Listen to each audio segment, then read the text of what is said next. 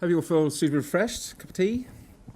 It's a cracking start. It's just such an enjoyable start. I think that's really set the scene beautifully for the whole of the day.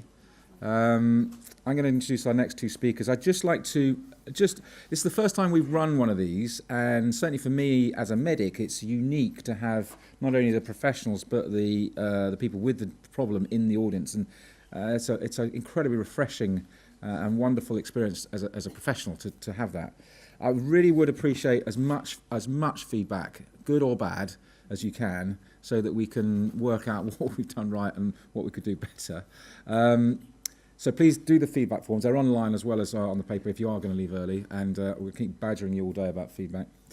So I'm going to move into a little bit more of the sort of eye side of things, and it's absolutely my pleasure to introduce Mike, who is the research head for the College of Optometrists, to talk about the research he's been doing on this. Mike. Thank you, Paul, and thank you to all of the organisers for inviting me to join you today, and for all of you for coming. I've had the privilege of addressing the PCA support group on a previous occasion, which was tremendously interesting and enjoyable. As Paul says, I'm going to talk a little bit about the sort of the more visual side of the vision and dementia intersection, particularly about a study that we did some years ago now. We finished in 2014 with the data collection and with the reporting in 2016 to look at how much visual impairment there is amongst people living with dementia. So this was a project that we did collaboratively with a number of partners, Alzheimer's Society, Thomas Bockington Trust, and also partners at UCL, Newcastle and City University, as well as Birmingham. So it was very much a sort of a joint team effort, which the college had the privilege of leading. I have to tell you about the funding we received for this research. The NIHR very kindly funded this to look at this question. So first of all, for those of you who are in the room, perhaps not so familiar with the everyday work of optometrists, when we were looking to see how much visual impairment there was, we wanted to think about the two commonly used standards. So visual acuity of worse than 612 in the better eye, and visual acuity worse than 618. So you'll have heard people say 20/20 in different vision measures.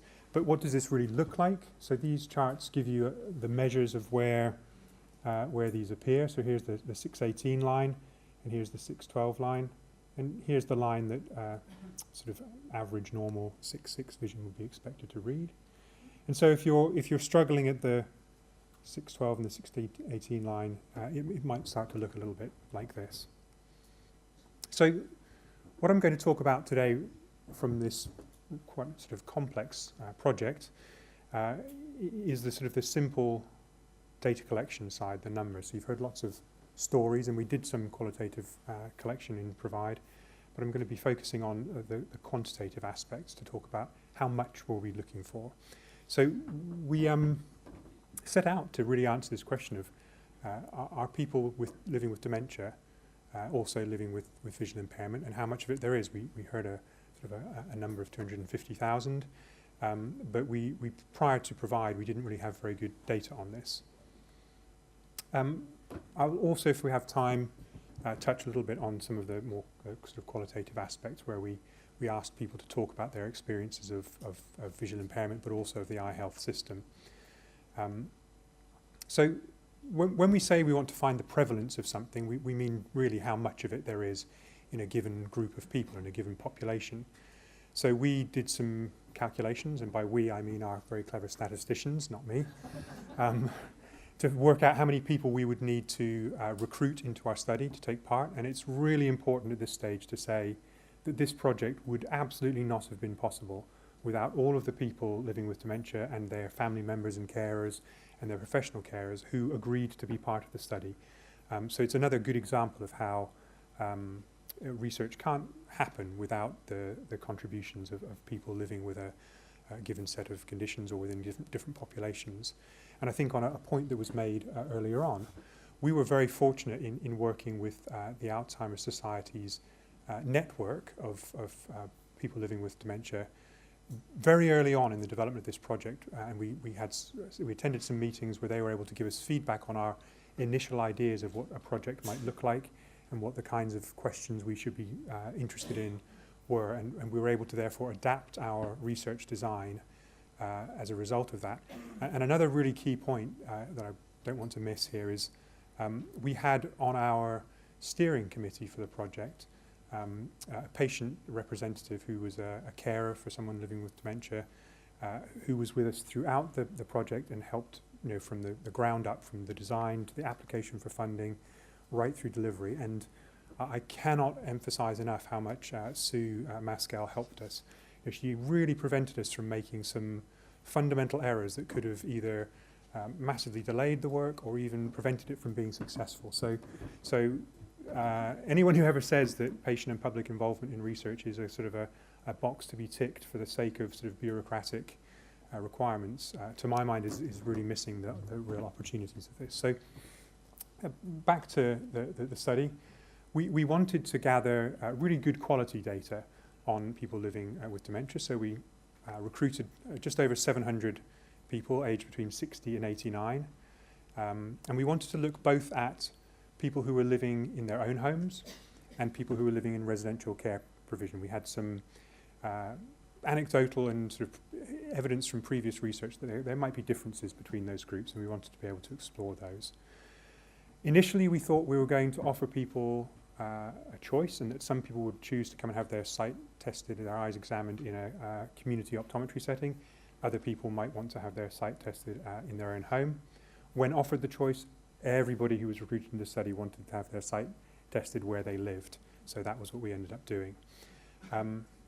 We also wanted to check everyone who was recruited to the study had already received a confirmed dementia diagnosis, but we wanted to get a study baseline for the degree of cognitive impairment that they were living with, so that we could understand a little bit better the relationship between sort of current level of cognitive impairment and the vision difficulties that we found. And the second stage was that qualitative study, which I'm probably not going to get onto today. So when we bring people into the study, we're interested in a number of different measures. We want to see whether they've got visual impairment as they sit in front of our study optometrist. So with their best spectacles, which spectacles they brought, are they theirs, are they someone else's, are they an old pair and they've got a recent pair? We could only measure what they had with them. So this is the presenting visual impairment. And then after our study optometrist has done their best assessment of vision and their refractive needs and corrected that, then we see if there's still some visual impairment after that. That's the post-refraction visual impairment. And then there's this sort of question which comes between those two measures of whether there's undercorrected or uncorrected visual impairment within that population. So we're looking to see if people are being recruited into this study who have got a correctable problem with their vision that before they got into the study that wasn't addressed. So this is now a rather dull slide. It's lots of numbers, but what it's doing is showing how much of these different types of visual impairment we found. And really the headline is that as you would expect, there was a little bit more of the less severe visual impairment, the 612 that you saw, which was that slightly more easy to read line on the chart, and a little bit less of the visual impairment at the 618 level. And importantly, a lot of the visual impairment that we found was correctable simply by getting the correct refractive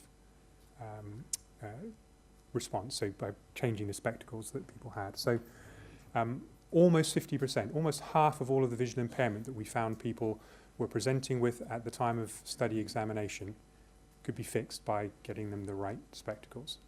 So that's good to know.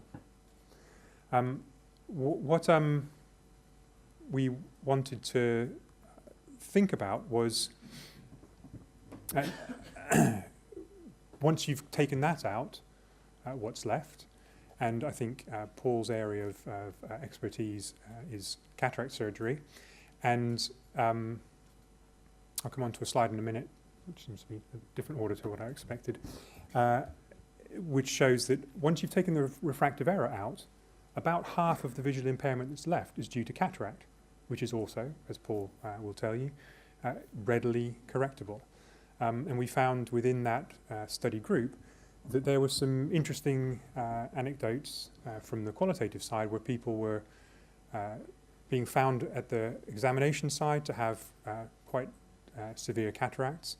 When asked whether they had previously seen an optometrist, they were saying that they had within the last year, and they'd been told that these cataracts were not something that could be dealt with due to the dementia. This was a participant who had quite advanced dementia and had been consented into the study by their daughter.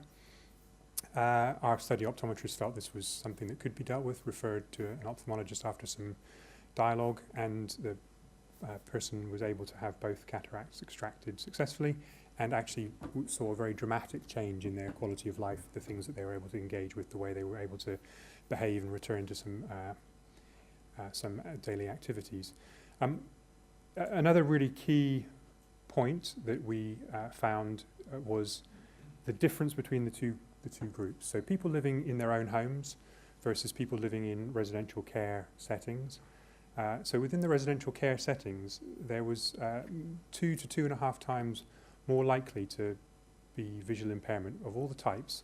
And that's even once we've controlled for the effect of age and severity of dementia and gender. So that's telling us something really interesting about how visual impairment and dementia are influencing where you end up needing to be cared for and how you're able to live. It comes back to Gemma's points about independence and interdependence, and how easy it is if you're living with one condition or with both conditions to cope with those sort of day-to-day tasks and challenges.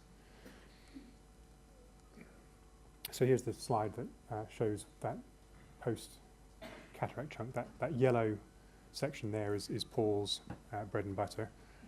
We can fix.